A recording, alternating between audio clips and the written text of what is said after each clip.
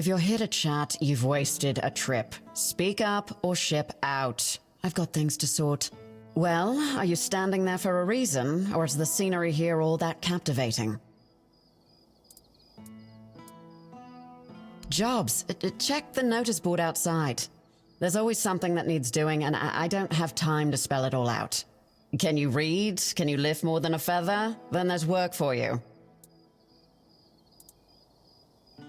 I don't know where all that eagerness comes from, but I'm starting to think if I had 10 of you, my job would be a whole lot easier.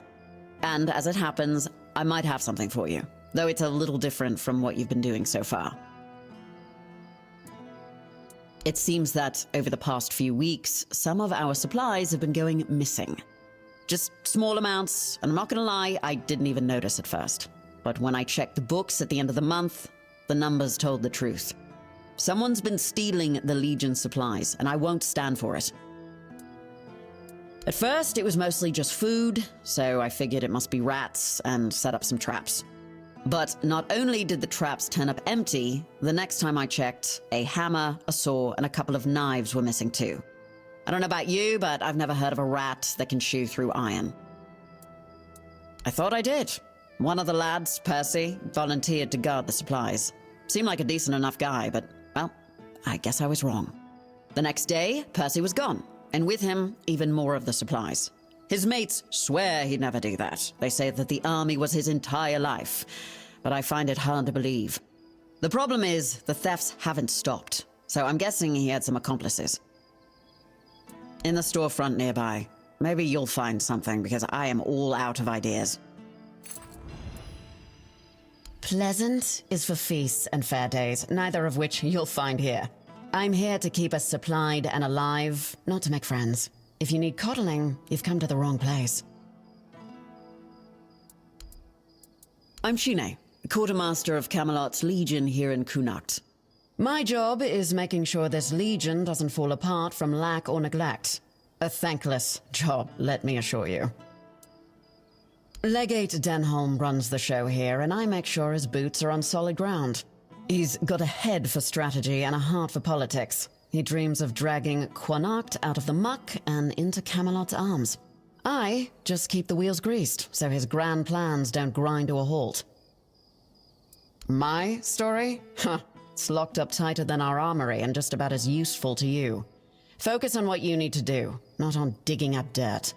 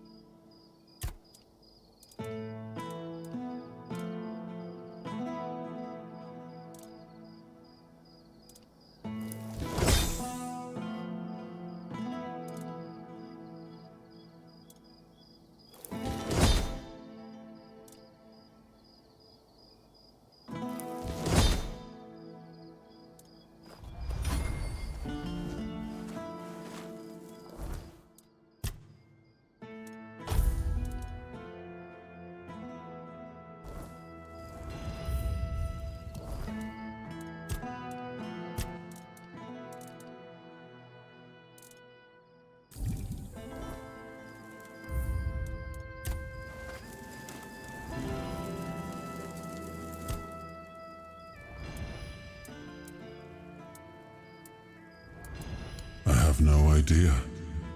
The menhirs were Merlin and Nimue's domain. I was mostly just relieved they worked. Although I've always felt an odd sense of familiarity with them. I think they reacted to the power we now wield. The Four-Dweller element within us. But why and how? That's beyond even my understanding. But tell me, are you well? You were unconscious for a while.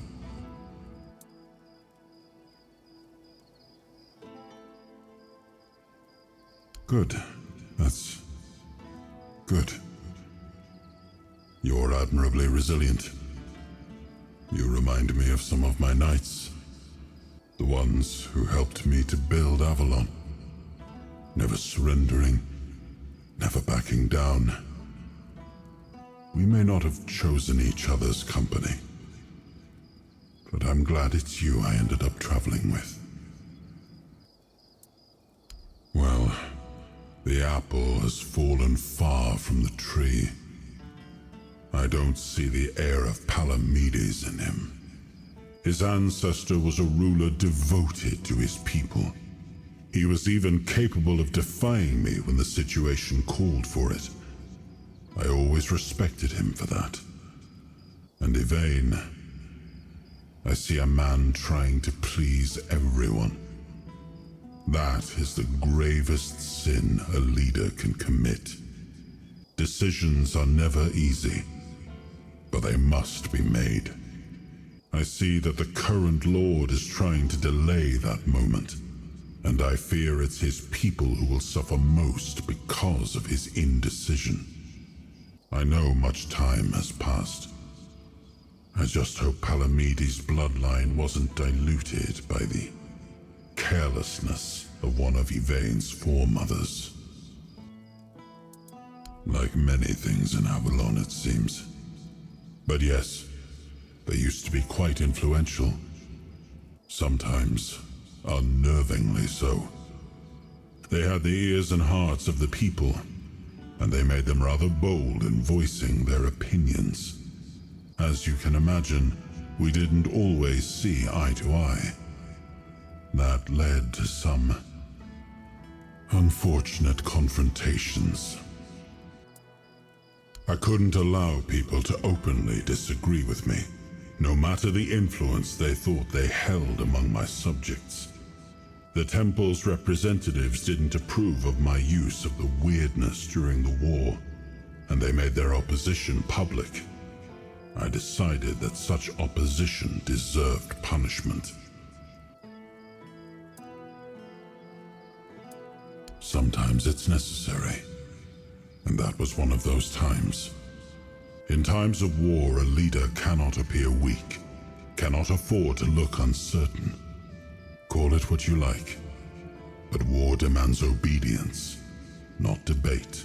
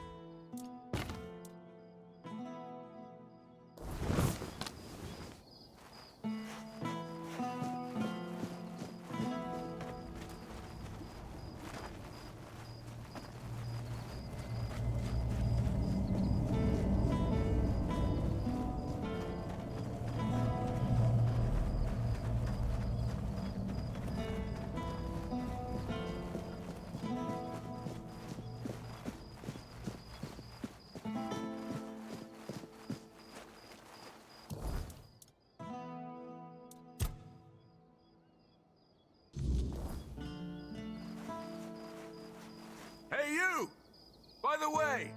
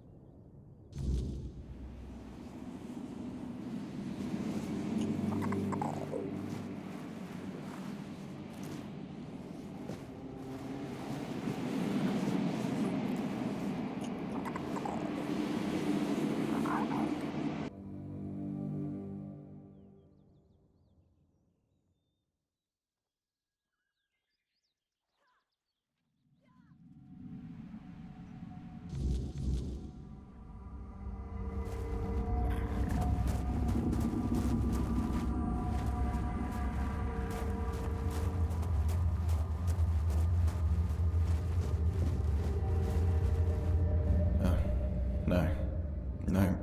Who are you? What are you doing here? Oh, gods.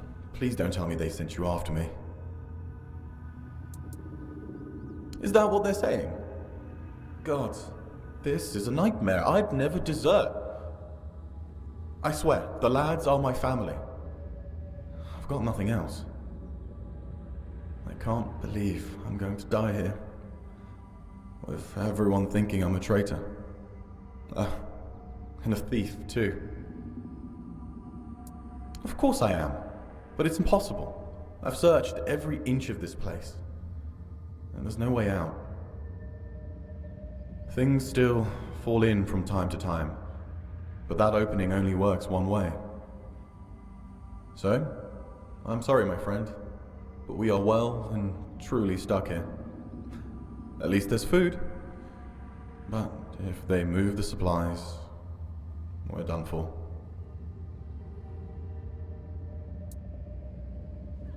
I don't envy you your hope.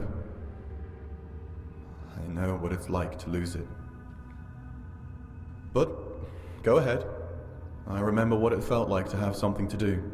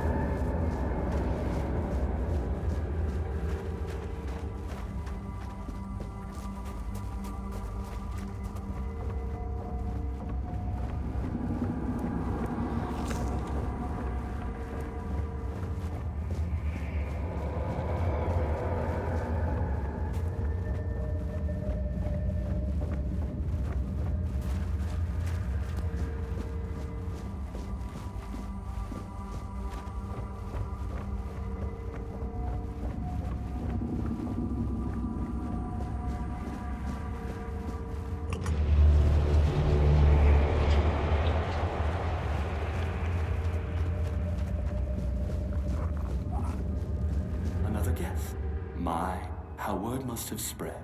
I didn't think there were still fools eager to walk in the shadow of my throne.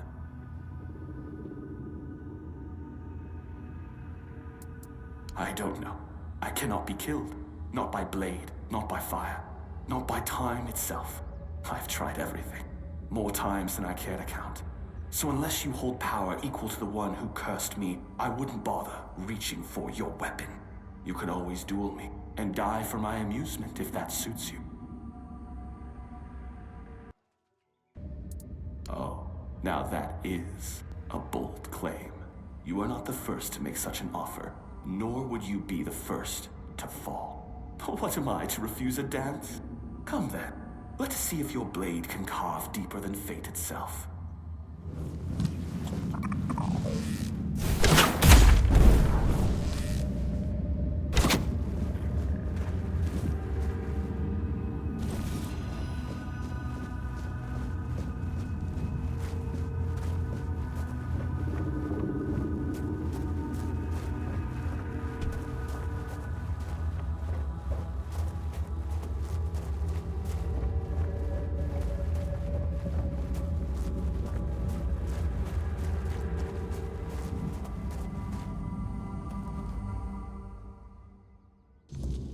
I can't believe it. We're actually free. You? How did you manage to get us out of there? That I don't doubt, my friend. Oh, it's so good to be back. Funny, I didn't realize it before, but even the air in that place was different. Guess I'll go report to Shine. Honestly, I'm glad you were there with me. She'd never believe me otherwise.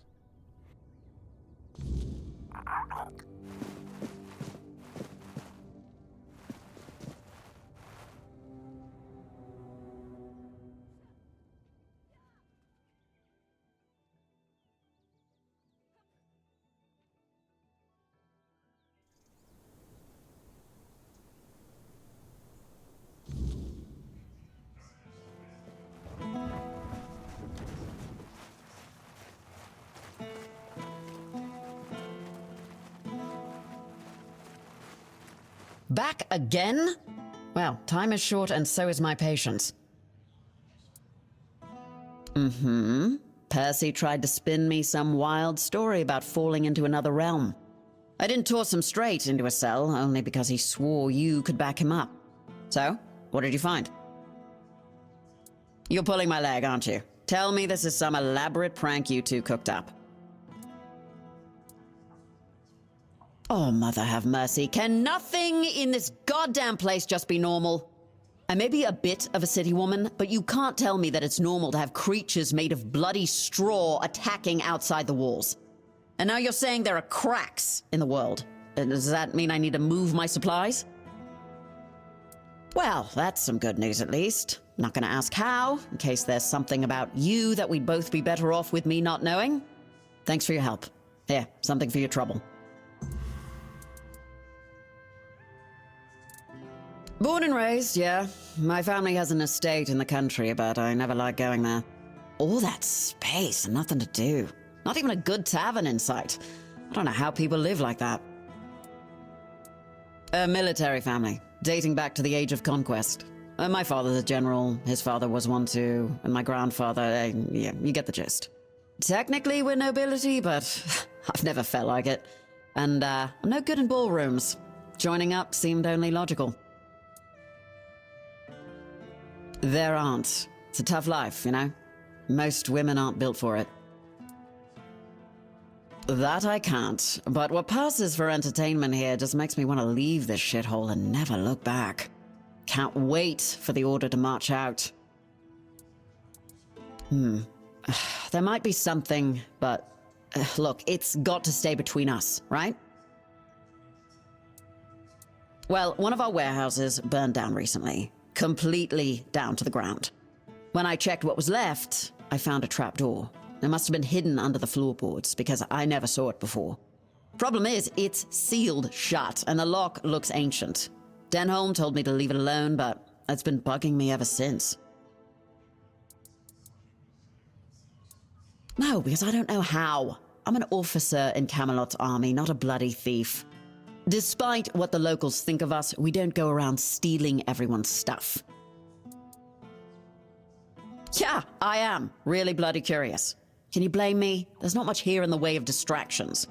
And who knows, you might find something useful down there, even if it's just more space I can use for storing supplies. Yeah, I've set aside some of my wages. Not like there's much to spend on around here anyway. Great. Let me know what you find. Even if it's just a pile of rotten grain, I just want to know and be done with it. Oh, and one more thing. There's someone in Kunakt who could help you get through that lock. Name's Filth, lives in what's left of the Eastern Tower. Great, then you know where to start.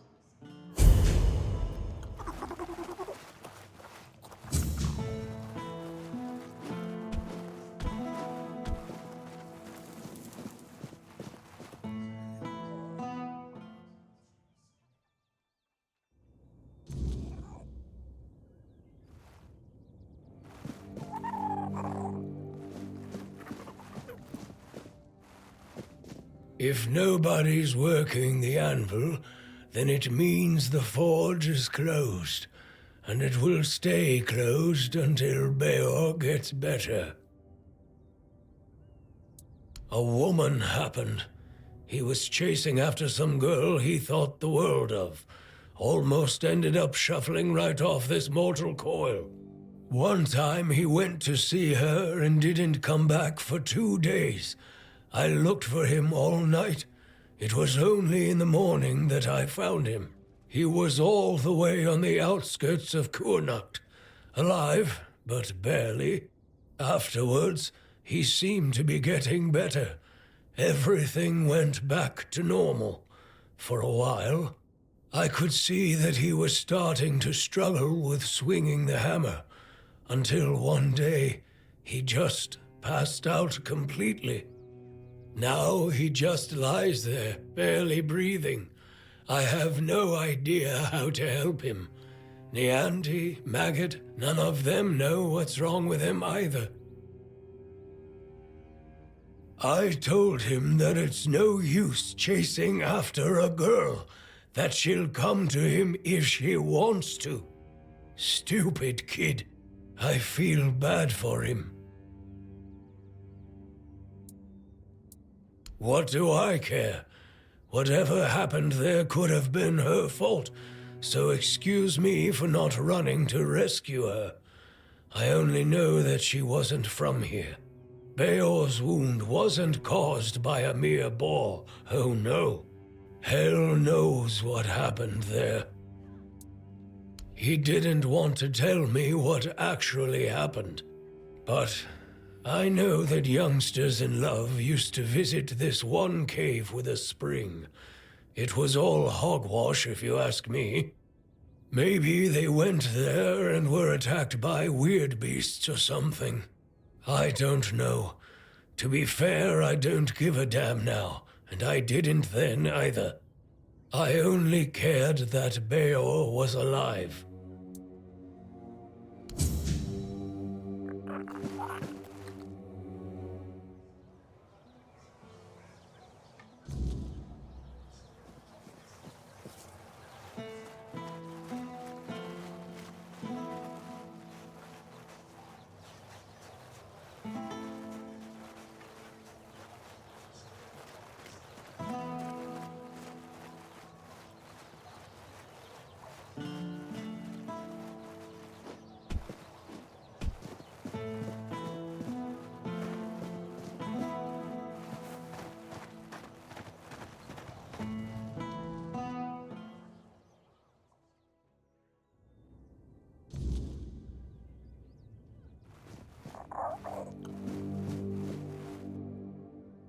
Well, look who it is. The one who reignited the men here. I must say I'm impressed. Tell me, how did you manage to do that? You've got a vivid imagination, I'll give you that. But, soul of a king or not, you clearly have a knack for getting things done. Tell me, would you like to help further? The people of Kunakt are in need, and someone like you could make all the difference. The fields of Kunakt are dying, their lifeblood drained by the creeping weirdness. If the crops fail, the people starve, and starving people are restless people. That cannot happen. Properly placed, they can shield the farmlands long enough for a harvest to be salvaged. It's not the perfect solution, but it's a start. And if the people see that the priests care for their well-being, they'll be more inclined to trust us. I need someone capable to handle this. Someone like you. You've seen them around, no doubt. They're simple enough in appearance, but the knowledge to craft them isn't as common as you'd think. Unfortunately, I don't have the recipe myself. If I did, this wouldn't be an issue. You'll need to find someone who knows the craft, someone familiar with the weirdness or the old ways. But be cautious. Those who keep such knowledge don't part with it easily. Secrets, after all, are a kind of power. But I'm sure you'll manage. You've done the impossible before. A druid would be ideal, of course. They hold the deepest ties to the old ways and to the secrets of the weirdness. Here they have Maggot, but I wouldn't count on him if I were you. But there may be others who might help. Furket, the local inventor, has a knack for turning scraps of knowledge into working tools.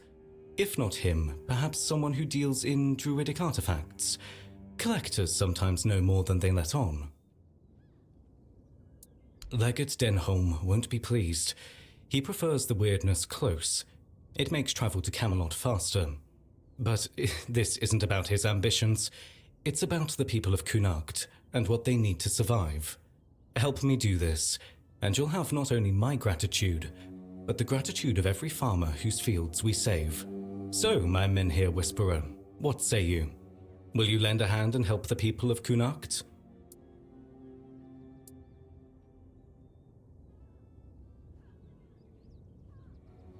Good. I knew you'd see the importance of this. Together, we'll keep the fields alive and the people fed. For now, at least. Once you have the lanterns, they need to be placed around the farmlands. Start with the fields of Rhys and Ida. They work as a couple and have some of the largest crops in Connacht. Then head to the lands of Rob and Gil. They're brothers and, while they're stubborn, their fields are crucial to the town's food supply. Without their harvest, we'd be in serious trouble.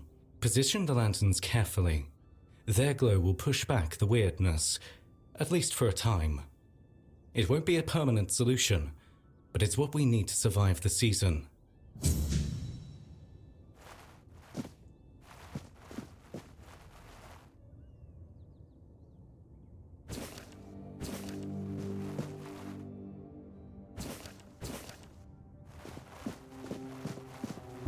I wasn't expecting company.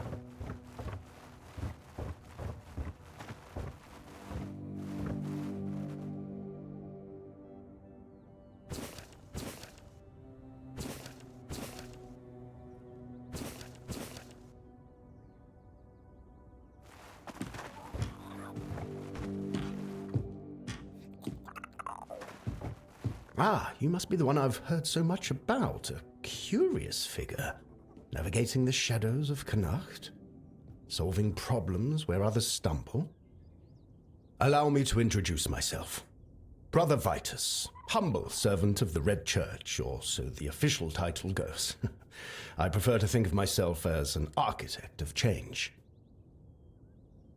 The kind that reshapes institutions and realigns priorities. The church as it stands is stagnant, weighed down by those who use it as a platform for ambition rather than service. Fabius, for instance, is a fine example of what I aim to correct. I seek reform. Nothing so dramatic as rebellion, of course. A more elegant approach is required.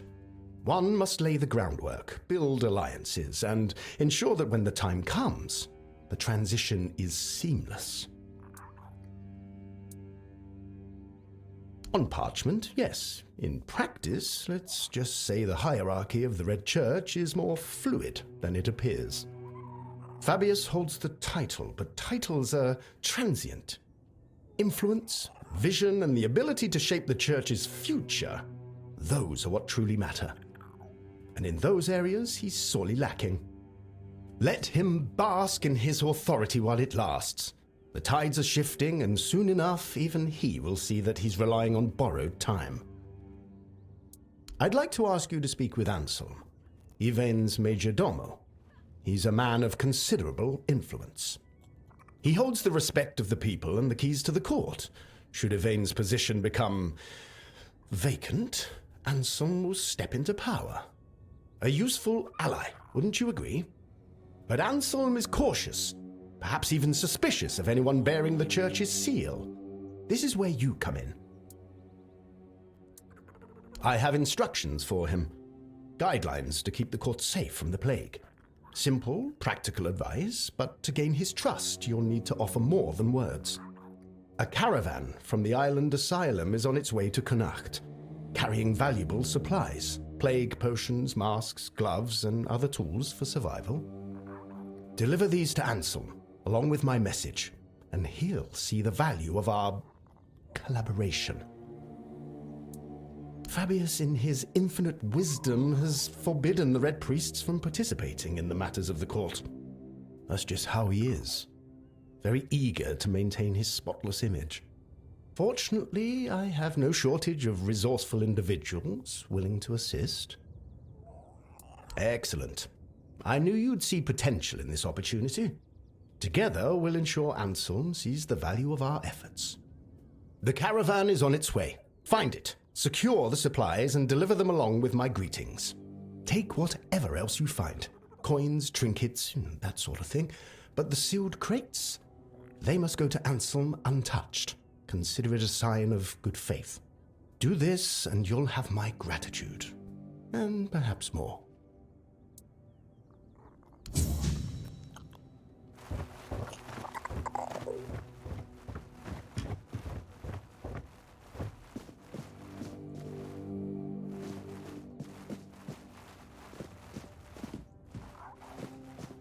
Oh, it's you. You look, well, all things considered. I always knew you had to have survived. There simply wasn't any other possibility.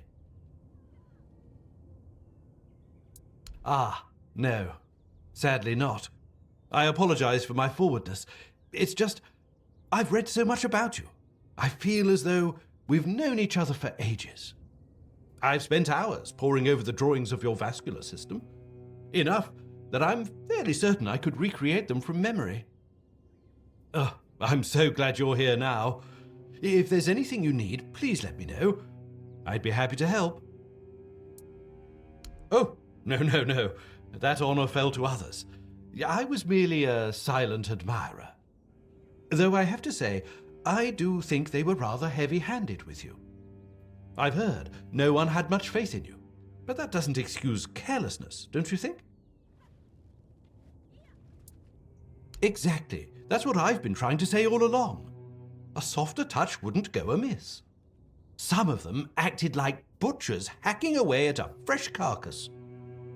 There should be a sense of respect for their patients, a kind of reverence. Suffering is sacred, not something to be enjoyed.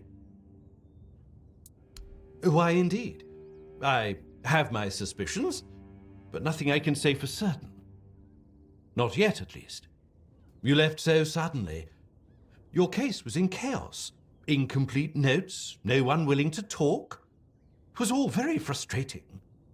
That said, I do know a few things about what happened to you.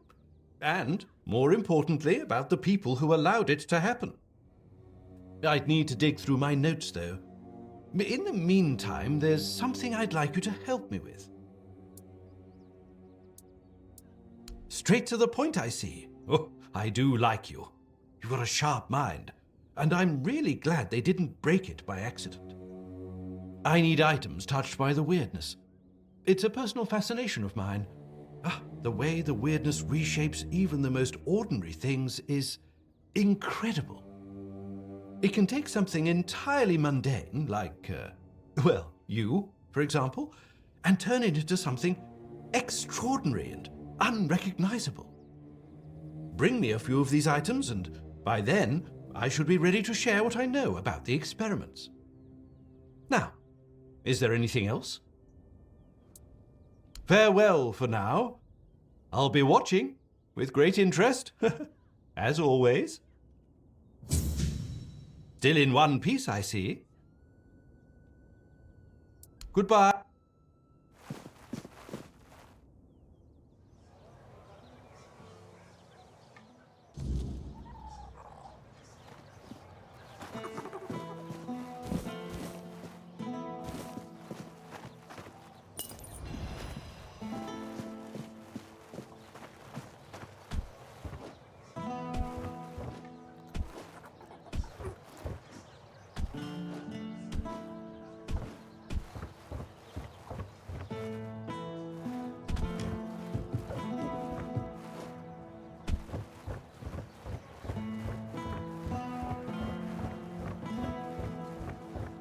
Who is it? Well, good for you. If that's all, I'd rather you kept moving.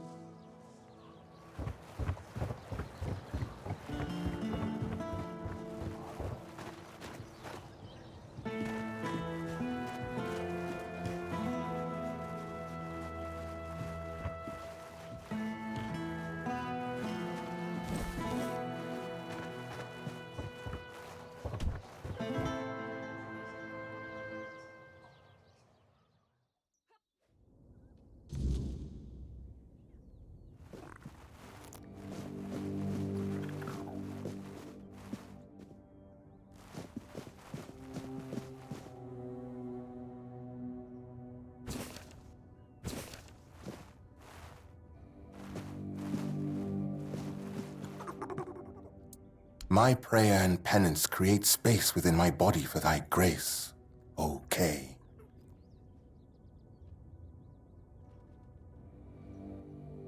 Bless me with the grace.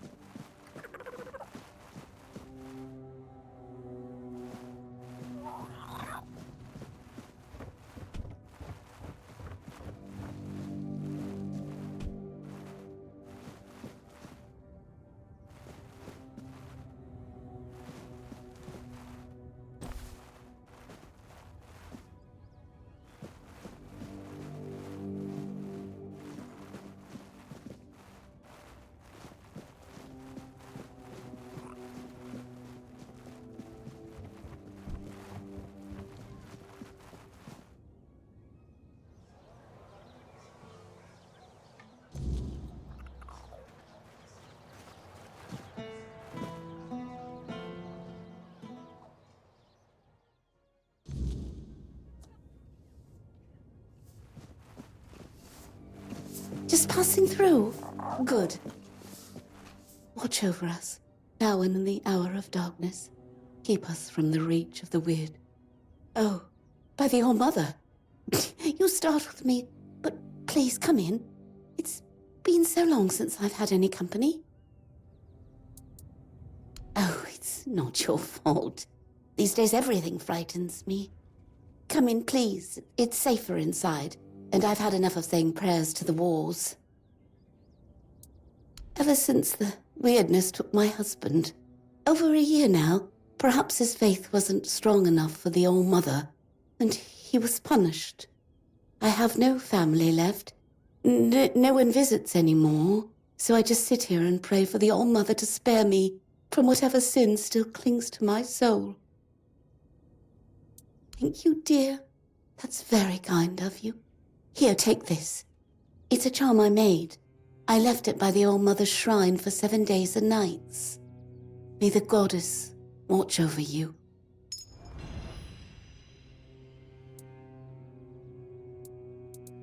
No, but thank you, dear. I'll stay here and wait for whatever fate the All-Mother brings me. If you ever find yourself passing this way again, you could stop by. I won't ask for more than that.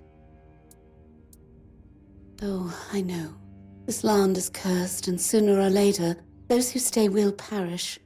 I would go, but I don't believe I'd make it halfway. The road is long, and the weirdness creeps in at night. I've seen what it does to people. I don't want to end up like my Lanford. Cruel, maybe, but gods aren't meant to be kind. They're meant to be obeyed. And if Lanford failed her, then I mustn't.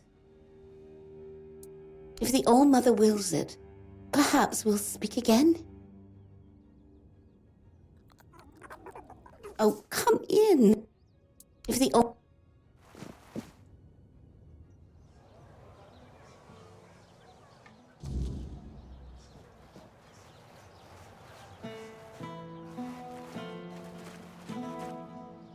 Open up, Firkit. We know you're in there. Get lost! You've taken everything from me. I won't give you anything else.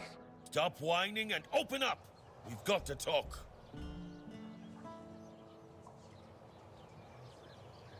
I've had enough of this lunatic. Keep an eye on him in case he gets out. I need a rest. What do you want? Then go be curious somewhere else. We have our orders. Open up, Firkit! Not a chance! No, you could not, because it isn't your job. But if you really must know, yesterday one of our warehouses caught fire because of one of Firkit's inventions. Denham ordered us to investigate, but how are we supposed to do that if we can't question the suspect? Come on, Firkit! I don't have all day! I don't care! Leave me alone! We're soldiers. We follow orders. If it's an order from Denham, then sure. I'll gladly leave the yelling to you. Firkit! Open up! Weirdness take you, you thieves!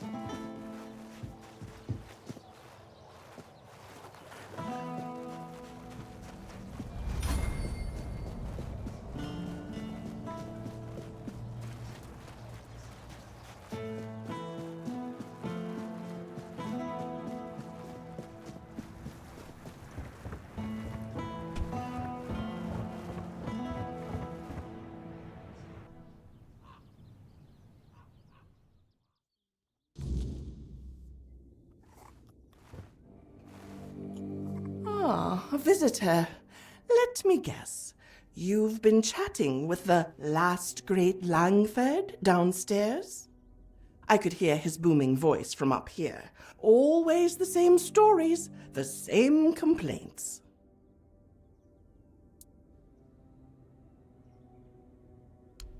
Sell it? To whom? This place is worth nothing but memories and rot. And if I wanted him dead, I wouldn't have spent 30 years cooking his meals and washing his clothes. So, I've heard he told you about the betrayal, the mine, his poor father dying of grief. You want to know what really happened? There was a mine. That much is true. But it wasn't his uncle's idea to dig. It was his. The last great Langford heir, barely 20 and already gambling away the family fortune in Camelot taverns. The mine was his desperate attempt to recover his losses. He ignored all the warnings, water pockets, old miners who refused to work there. He hired desperate folk who didn't know any better. When it collapsed, 27 miners died, and not a single coin was spent on their families until he was forced to pay up. He blames everyone for his family's downfall except himself.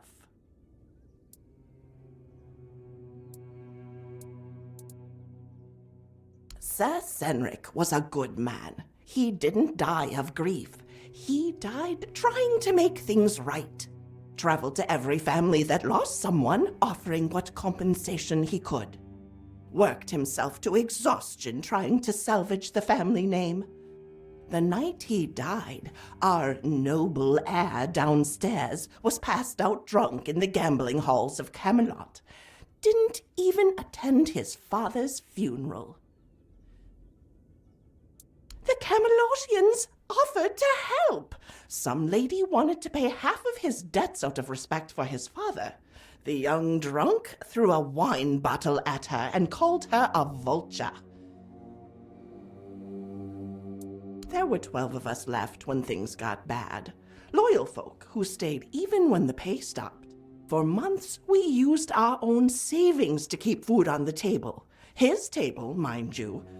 Then winter came, and the food stores were empty. The old groundskeeper froze to death in his cottage because the Lord needed the firewood for himself. The others left one by one. Only I remained, foolish old woman that I am. Not for him, for the promises I made to his father. Watch over my son, Lord Senric asked me as he lay dying.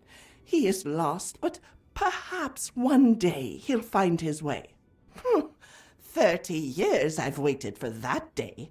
But now, with the weirdness coming, even promises must sometimes be broken. He knows it's real.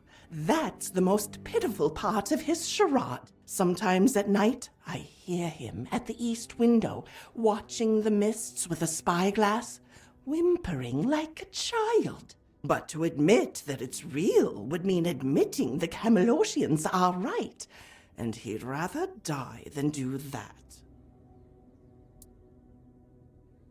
Last week, it took the old mill at the edge of town, turned it inside out. Stones became light as paper. Water flowed upward. Whatever you decide to do, don't linger too long. Some ends come whether we're ready or not. I've packed my things. Soon I will leave, with or without him. I fulfilled my promise for long enough.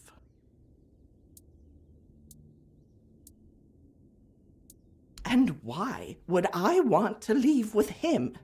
I think I've carried this burden for long enough.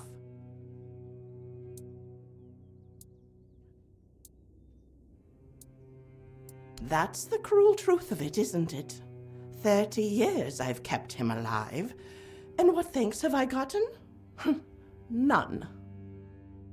But you're right. He wouldn't last a week without someone to cook his meals and tend his fire. Even his self-pity needs an audience.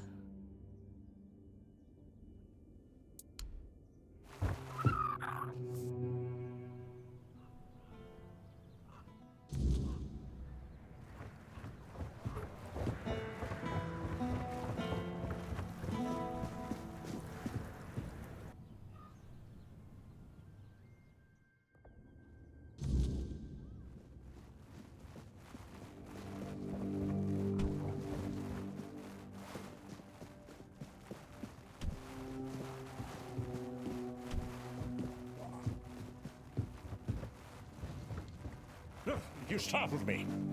Back so soon? Found nothing worth stealing upstairs, I take it? That old crow. Don't believe a word she says. Been addled for years. Probably told you I'm some kind of monster, did she? Always had a talent for dramatic tales. Not this nonsense again. The Langfords have weathered worse than some mysterious fog. This house has stood for generations, and it will stand for generations more. Begging? How undignified. The Langfords respond to reason and respect, not to pitiful pleas. Your concern is noted but unwelcome. This is my home, and here I remain. Go, if you're so convinced of this danger. Join the other cowards.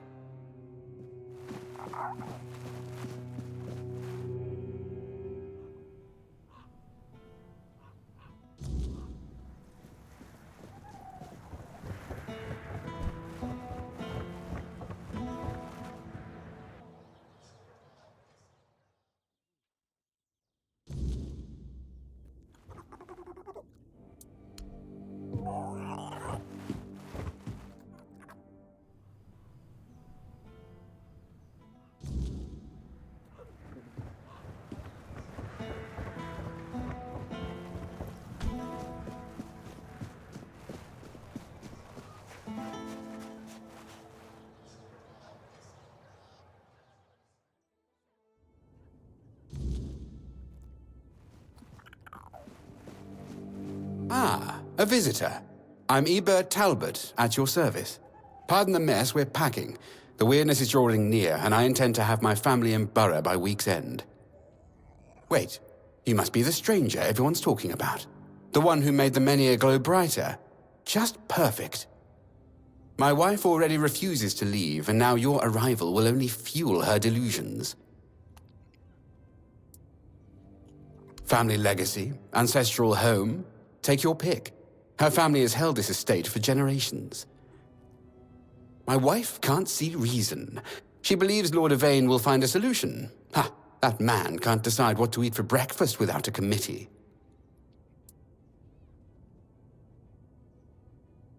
They're our best hope. And if they take the Menhirs from all across the land and dump them all in Camelot, well, one final sanctuary is better than scattered outposts falling one by one. Will it be crowded? Yes.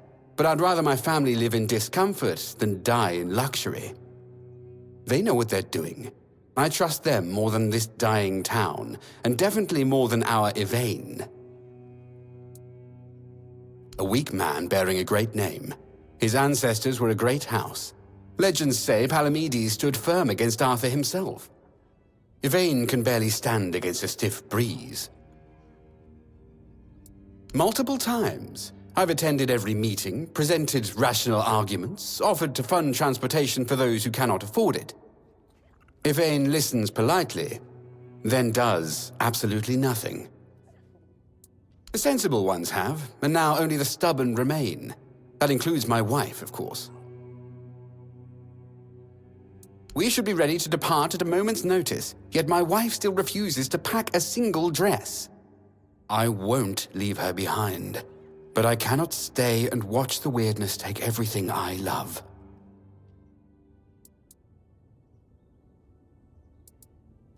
You would do that? I'd be most grateful. Vesa respects new voices than my endless nagging. If you could convince her, I would owe you a considerable debt.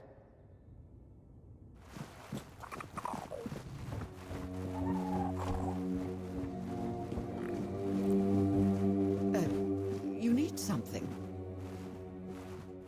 Welcome.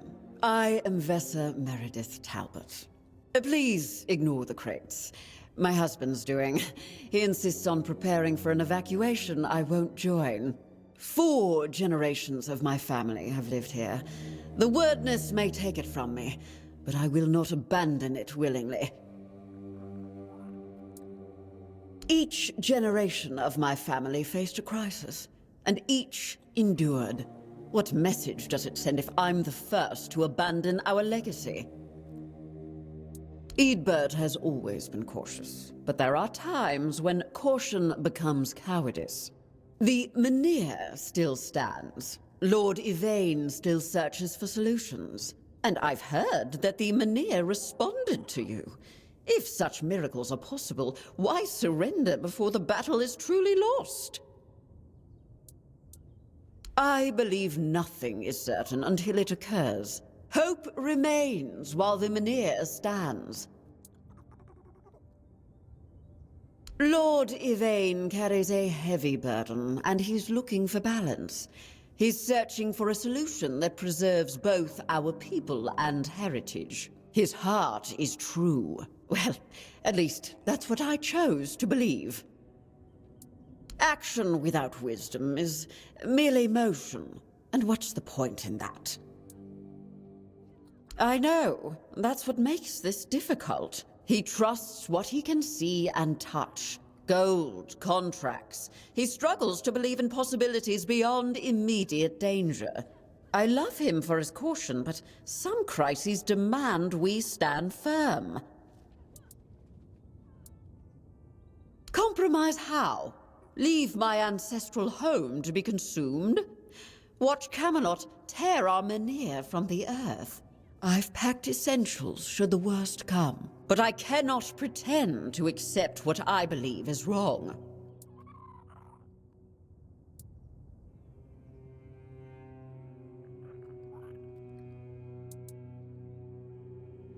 Well, my grandmother once told me that legacy lives in bloodlines, not stones.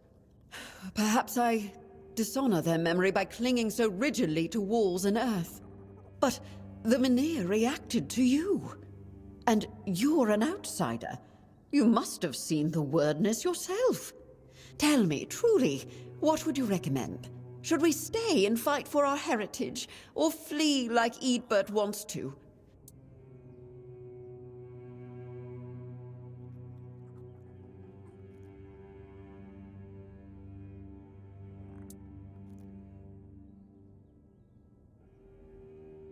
How diplomatic of you. But sometimes fence-sitting is just another form of cowardice. I asked for your counsel because you have a connection to the Menhir. Something truly extraordinary. If even you won't take a position, then I must trust my instincts. And my instincts say we stay and fight for what's ours.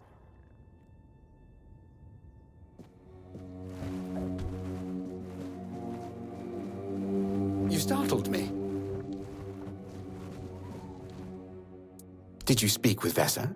Has she finally seen reason? You think we haven't talked? We've done nothing but talk for weeks. Every conversation ends the same way. Her clinging to her family legacy, me pointing to the approaching doom. But perhaps you're right. One final conversation. Heart to heart. No raised voices, no accusations. I'll try once more. For Vesa's sake. For our life together. Thank you for the reminder that some things are too important to delegate.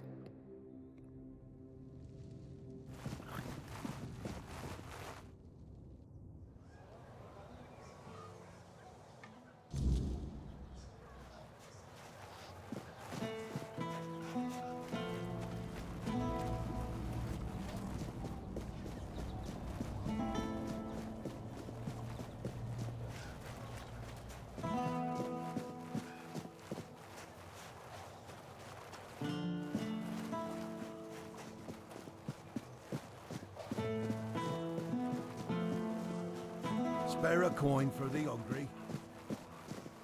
If I just stay put... Oi, you! You're new here, aren't you? I don't think I've seen you around before. Ah, no, sorry. It's just that we don't see many new faces around here. Just us and the locals and... Well, if you haven't noticed yet, they're not the friendliest bunch. Do they? Then maybe we're all just sick of looking at each other. I'm sure they're not all bad. This must all be quite hard for them. But it's not like I want to be here either. I've got a pregnant wife waiting for me at home, and they won't even let me buy a book for her. Yeah, about birthing and labour and whatnot. It's going to be our first, you see, so my wife's worried sick. I wanted to send it to her to ease her mind, you know? But that Dalrita wench chased me out of her bookshop and won't let me back in. I know, right? And here I thought I'd seen everything. I was sure they didn't even know how to read. Anyway, Vrel seems to hate my guts. Ugh, because she hates Camelosians. Why else? I mean, I know the folks ain't exactly happy about us being here, but Vrel? She's Dalrita. They're taught to hate us from birth. That's all there is to it. Well, could you? I'd be really grateful. Just don't tell her it's for me. She won't sell it to you otherwise. Please, I'll pay you back. I'll even throw in something extra. Please, for my wife. Oh, thank you. You're a lifesaver.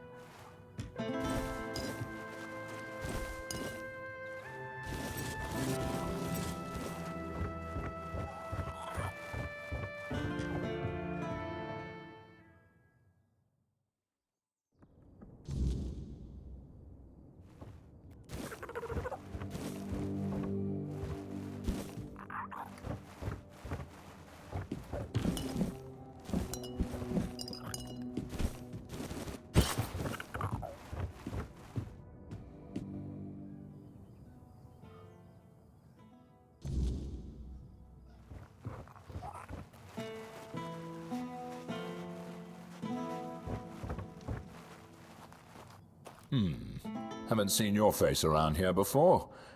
A visitor, eh? Try to stay out of trouble. I'd rather not have to put your name on the bounty board. No, that'd be Sheena. I keep this camp running and make sure everyone's pulling their weight. Idle hands have no place in Camelot's army, especially not on a mission like this. Trouble is, we've got more work than men. So if you're looking to earn some coin, check the notice board. I've posted a few bounties. I can't spare any soldiers to deal with things outside of Kunacht, but I'll be damned if I let those bandit scum run loose. I handle what makes soldiers fight. Sheena handles what keeps them comfortable. You want glory and gold? See me. You want a softer pillow or a warm meal? That's Sheena's domain. Legate Denham is in charge here. Sometimes I wonder if he upset someone higher up to get sent on this mission, because this place, it's a damn mess. Lord Yvain's acting like a maiden on her wedding night, the Red Priests are throwing their weight around, and the locals are ignoring the fact that they're all about to be swallowed by the weirdness. I have no idea how the legate puts up with it all. But, well, at least he's got me to make sure his orders are carried out. I'm Immunis Askel. If you're here for war stories, forget it. I've no time to entertain idle curiosity. Most of the fighting's behind me now. I've traded my sword for paperwork. Not glamorous, but necessary. Once we're done here, maybe I'll finally retire. Then I'll have all the time in the world to spin tales for nosy brats like you. I'll await your return.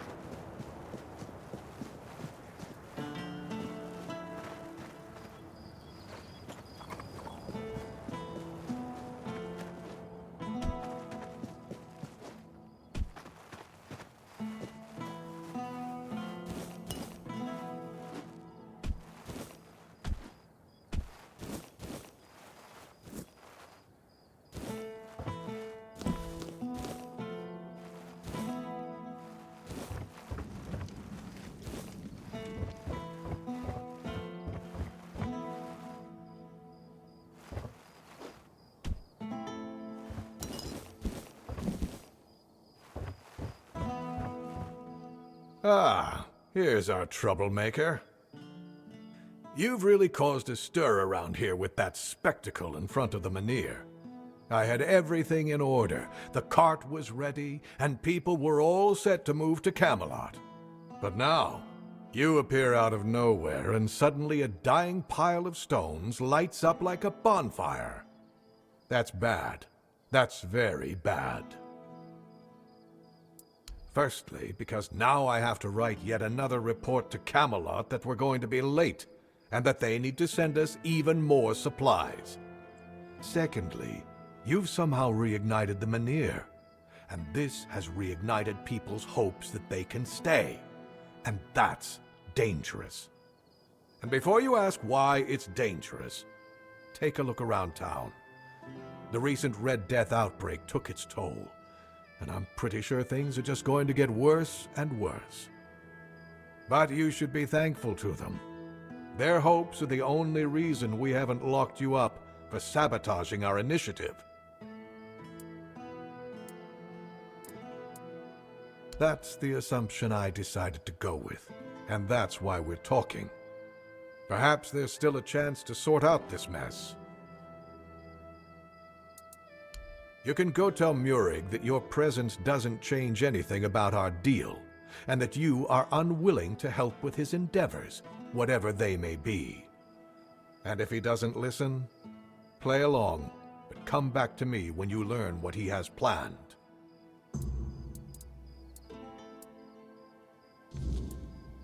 Isn't it obvious? For the safety of all the residents of Avalon. Only by gathering the Menhirs in one place and reigniting them will we be able to keep ourselves safe from the weirdness. Avalon's population has significantly declined over recent years. We're on the brink of extinction, damn it. That's why we need to stick together, to take care of each other. Only Camelot possesses the necessary infrastructure to establish the right conditions for its people. If they remain here, they will die, either from the weirdness itself or from the horde of monsters it spawns. And there aren't enough soldiers here for their protection. You must know that I didn't come here just to obey orders. I truly believe that this is the only way to save everyone on Avalon. Then at the very least, we'll have bought some time for those wiser than us to think of an alternative solution. Perhaps we will invade Tuathan, like in the glorious old days. Or perhaps someone will find a way to free the derelict fleet, allowing us return to the homelands. I don't know. But there's one thing I'm certain of, and I'll repeat it as often as necessary. Only by standing together can we overcome the weirdness. Scattering our people across the island is the worst solution, and it's a sure path to our ruin.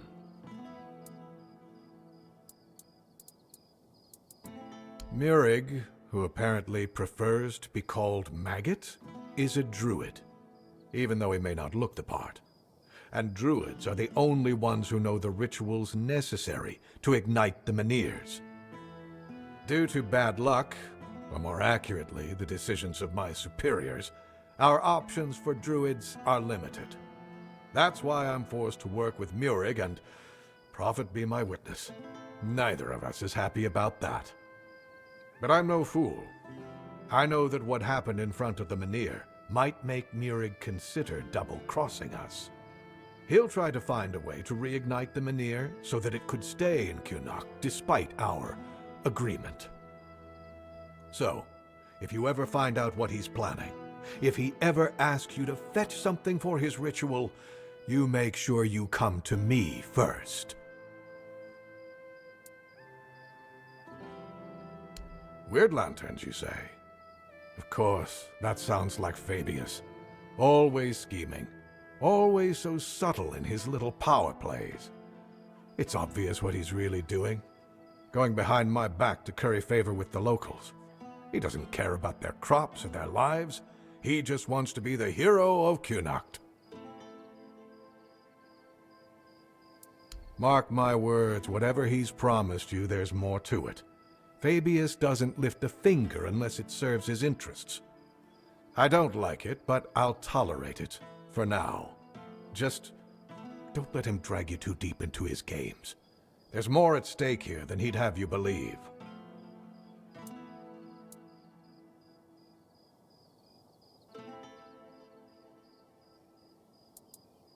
I have my responsibilities. My duty is to keep Kunok running, not to play savior for every problem. Unlike Fabius, I won't waste resources to earn applause.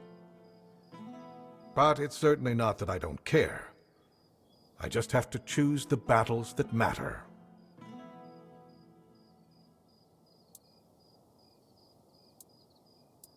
If only it were just one. Sorry. You're talking about the poor man in hospital, right? He's a scout. We've been preparing to evacuate the residents, and I sent him out a while back to make sure the route to Camelot was safe and clear. Looks like he tried to take a shortcut through the waterworks. That's where they found him, babbling and talking nonsense. The weirdness must have caught him. Pray to the All-Mother. Although, truth be told, although I've seen plenty fall victim to the weirdness, I've yet to see any divine intervention from our goddess. But you could help me. You look like someone who's seen a fair bit of Avalon and isn't afraid to travel alone. I could use someone like that to finish the job my scout couldn't complete. Of course, you'd be properly compensated. Take the road to Camelot, all the way to the Iron Gate, and report back on whether it's clear. Handle any smaller threats yourself, and tell me about any larger ones. The sooner the better. Think you can manage that? Great. Head out then. No need to write a report. Just come see me when you're back. Who told you that? The Dalriata? I've never paid a single gold coin to any Dalriata for deserters. Not even once in my life. However, there is some truth to what you've heard. You see, it's hard to keep the men's morale up in these uncertain times. It's really no wonder that every once in a while, some of them try to desert. Still, this is the military. Desertion is unacceptable and will always be punishable by death. Camelot especially insists on nipping that problem in the bud. So if you do take care of the deserters, you can be sure you'll be rewarded. Asgard will pay out bounties for each and every scalp you manage to bring him. Anything else? Me? There's not much I can do right now. I have to stay in Cunnacht with my men until we get the locals to consider moving to Camelot. But if someone were willing to handle them in whatever way they saw fit, as long as they stop being a threat to my men and the people here, they'd have my thanks. But all this should stay between us and on the down low. Excellent. If you need anything, you know where to find me. Yes, on my orders. Firkett needs to give me an explanation for a very unfortunate accident in which innocent soldiers were hurt. One of our warehouses burned down. The one where we kept all of Firkett's inventions. My men suspect sabotage, which isn't exactly unheard of around here. I do have my doubts, though. They say Firkett is a madman, and madmen tend to be poor planners. Trust me, I know all about it. He's a local inventor, and as far as I know, doesn't have the best reputation in Cunnacht. At the moment, at least. There was a time when he was quite useful. He invented various machines for more efficient farming and other practical applications. But now he's apparently fixated on the weirdness, and he doesn't want to talk about anything else. People are afraid of him. Since you're already here, I might have a task for you. Firkett refuses to talk to my men, and the locals don't trust him. There's a slim chance that anyone would be willing to mediate the matter. But he doesn't know you. Perhaps he'll be more open with a stranger and confess the truth. So, are you interested? You can ask him if he set fire to our warehouse on purpose. You should also try to bring him in voluntarily, though knowing Firkett, that's unlikely. Do whatever you think is best. I just want to find out who is responsible for this accident and make an informed decision based on that. Here are the orders. Show them to the boys by the gate and they'll let you in to see Firkett.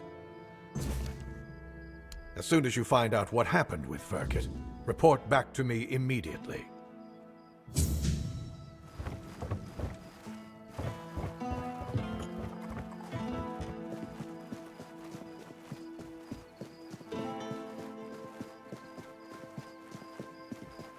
Help a soul out on your journey.